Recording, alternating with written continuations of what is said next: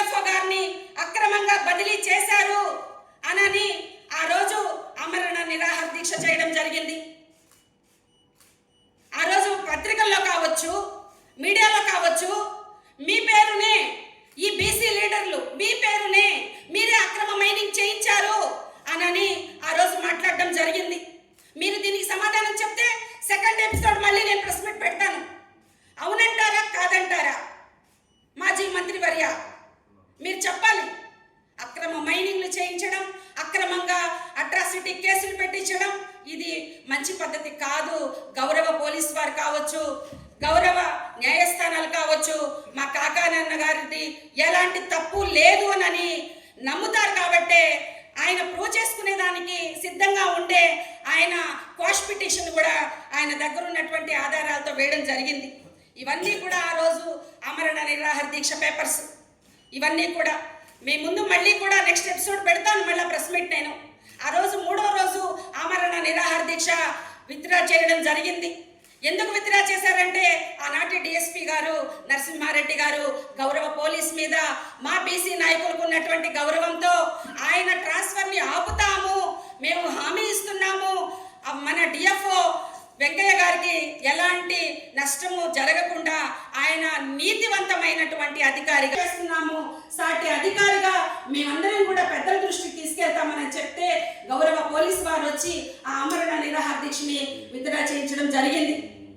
ఆ తర్వాత ఆయన ఆ వెంకయ్య గారి ట్రాన్స్ఫర్ని ఆపలేదు సరికదా, ఆయన్ని రిలీవ్ చేసి ఎక్కడ కూడా పోస్టింగ్ ఇవ్వకుండా ఆయన్ని ఆ రోజు అంత దారుణంగా మీరు చేసినటువంటి సంఘటనలు 2003 ఆ రోజు నువ్వు మంత్రివి ఎన్ని బలహీన వర్గాల మీద ఎంత కక్ష సాధింపు చర్యలు చేపట్టావో ఈ జిల్లా ప్రజలందరికీ కూడా తెలుసు. ఇంకొక పెద్ద విషయం ఏంటంటే ఆయన ఒక నెల రోజులు కూడా తిరగతలకే ఆయన మరణించారు. ఏంటో భగవంతుడికే తెలియాలి. ఆ రోజు మా మనసులకైన గాయాలు, మా బీసీ నాయకులుగా మా మనసులకైన గాయాలు ఈ రోజుకి కూడా పచ్చిగానే ఉన్నాయన్న విషయాలు. ఆ రోజు నీ పార్టీ అధికారం ఉంది, నువ్వు మంత్రిగా ఉన్నావు, నువ్వు చేసిన తప్పుకి నిన్ను వ్యతిరేకిస్తూ ఒక ఆమరణ నిరాహార దీక్ష జరిగింది అని అంటే నువ్వు విచారణకు సిద్ధపడ్డావా? నువ్వు విచారణ చేయించావా? ఈ రోజు మా కాకానన్న గారు విచారణ చేయించారు మంత్రిగా. ఎవరు మంచి వ్యక్తి అంటారు? ఈ జిల్లా ప్రజలు ఒక్కసారి ఆలోచించాలి, గౌరవ పోలీసు వారు ఆలోచించాలి, గౌరవ న్యాయమూర్తులు ఆలోచించాలి. మంత్రిగా ఉండి విచారణ వేయించినటువంటి వ్యక్తి మంచివాడా? మంత్రిగా తన మీద నింద వస్తే విచారణ జరిపించకుండా ఆ అధికారుల్ని ట్రాన్స్ఫర్ చేయించి అధికారుల్ని ఇబ్బంది పెట్టినటువంటి వ్యక్తి చేయిస్తున్నటువంటి చేయిస్తున్నటువంటి ఇలాంటి నీచపు ఆలోచనల్ని ప్రజలందరూ కూడా అర్థం చేసుకోవాలని నేను తెలియజేస్తూ ఉన్నాను. నీ సొంత పార్టీ నాయకులే నువ్వు జిల్లా అధ్యక్షుడిగా ఉన్నప్పుడు నువ్వు చేసినటువంటి దాష్టికాలకు బలైపోయి సస్పెండ్ అయిపోయి వాళ్ళే మీ మీద నువ్వు చేసినటువంటి పనులకి ఎస్సీ ఎస్టీ కేసు, రేప్ కేసుని నీ తెలుగుదేశం పార్టీ నాయకులే నీ మీద పెట్టించినటువంటి విషయాన్ని ఈ జిల్లా ప్రజలు ఎవరూ మర్చిపోలేదు. ఎంతలాగా బలహీన వర్గాలను ఇబ్బంది పెడతామనే విషయం ఈ జిల్లా ప్రజలకు తెలుసు. అధికారంలోకి రాగానే నీ పార్టీలో ఉన్నటువంటి వెంకటాచలం నాయకులకి నీకు కష్టం చేసినటువంటి నాయకుల్ని పక్కన పెట్టి కొత్త వాళ్ళని రౌడీ ముక్కల్ని వెంటేసుకొని నువ్వు చేస్తున్నటువంటి పనులని ఈ జిల్లా ప్రజలందరూ గమనిస్తూ ఉన్నారు. అదేవిధంగా నువ్వు చేసినటువంటి వ్యవహారాలు, నువ్వు జిల్లా అధ్యక్షుడిగా నువ్వు నీ సొంత పార్టీ నాయకుల్ని అరెస్ట్ చేయడంతో వాళ్ళే దగ్గరుండి SC ST case, rape case నీ మీద పెట్టించారు. ఆ కేసు నుంచి కూడా బయటపడడానికి మా బీసీ బిడ్డే నీ దగ్గర పిఏగా పనిచేస్తున్న వ్యక్తే కారణం. ఆ కేసుని ఎలాగైనా సరే సర్దుబాటు చేయించేసేయాలని చెప్పి కావల్లో ఎక్కడో ఉన్నటువంటి ఒక మహిళ దగ్గరికి వెళ్ళి కాళ్ళ వేళ పడి బతిమలాడుకొని వచ్చి నీ బరువు పోకుండా మా బీసీ బిడ్డే అక్కడ రిక్వెస్ట్ కూడా చేసి ఆ కేసుని సర్దుబాటు చేశారు. ఈ రోజు నీ మీద పెట్టించినటువంటి నీ పార్టీ నాయకులే మంచి మంచి పదవుల్లో ఉన్నారు. జిల్లా పార్టీ అధ్యక్షుడిగా నీ ఘన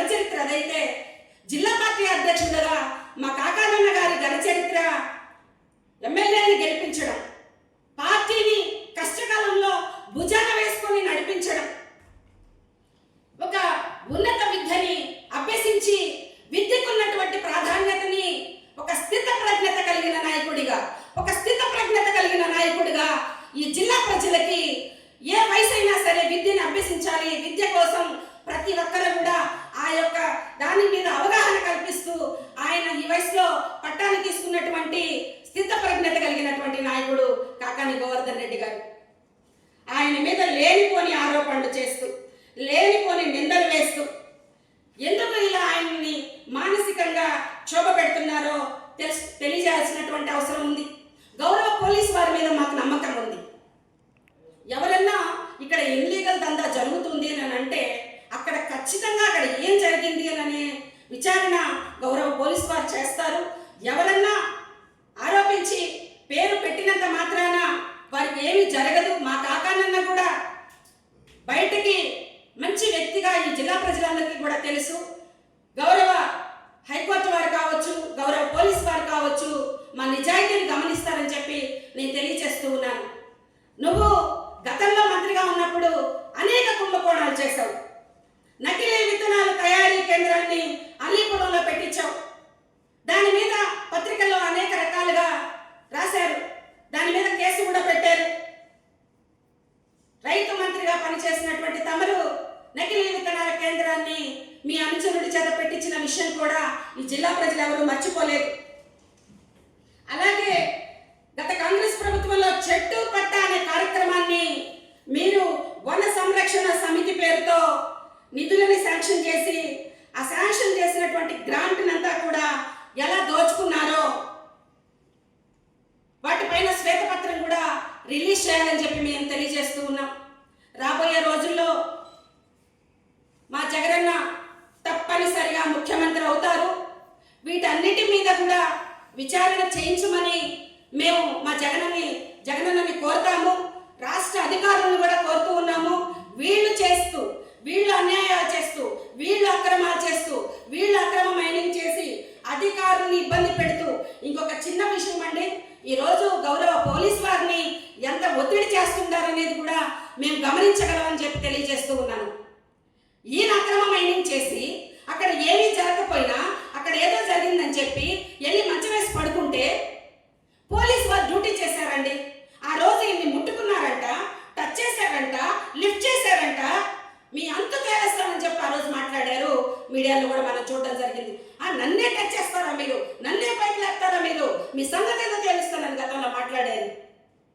అది మనసులో పెట్టుకొని గౌరవ పోలీసు వారిని కూడా ఇబ్బంది పెడుతూ ఉన్నారని మేము అనుకుంటూ ఉన్నాం.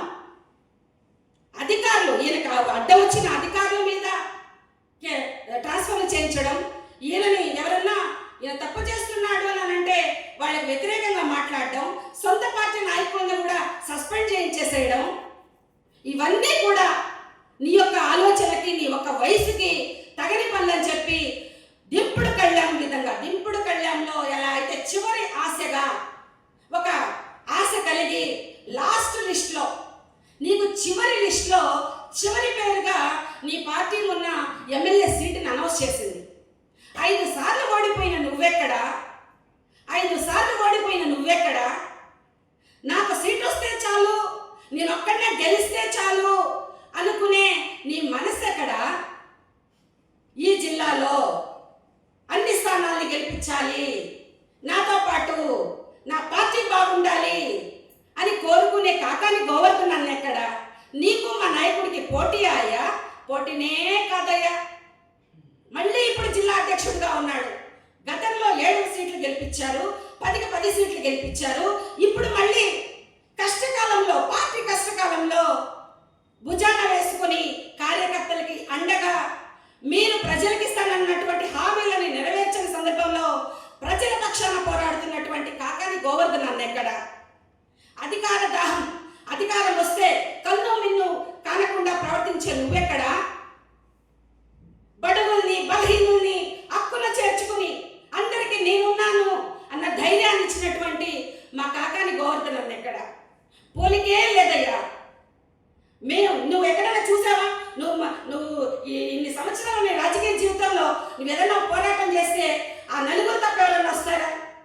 వారం రోజుల నుంచి మా కాకాని అన్నయ్య గురించి నిద్రాహారాలు మానేసి ఒక మంచి వ్యక్తి కోసం నిలబడడం అంటే ఎలా ఉంటుందో ఈ వారం రోజులుగా స్వయంగా పత్రికా విలేకరులు చూస్తూ ఉన్నారు, ఈ జిల్లా అధికారులు చూస్తూ ఉన్నారు, జిల్లా ప్రజలు చూస్తూ ఉన్నారు. ఒక వ్యక్తి అంత ప్రేమను సంపాదించుకున్నాడు ప్రతిపక్షంలో కూడా అనంటే ఆ వ్యక్తికి ఉన్నటువంటి విలువలండి, ఆ విలువలతో కూడిన రాజకీయం చేస్తున్న మా నాయకుడికి ఎలాంటి నష్టము, ఎలాంటి కష్టము కలగదని చెప్పి మేము మనస్ఫూర్తిగా నమ్ముతున్నాము. మాకు గౌరవ పోలీస్ మీద గౌరవం ఉంది, గౌరవ న్యాయస్థానాల మీద మాకు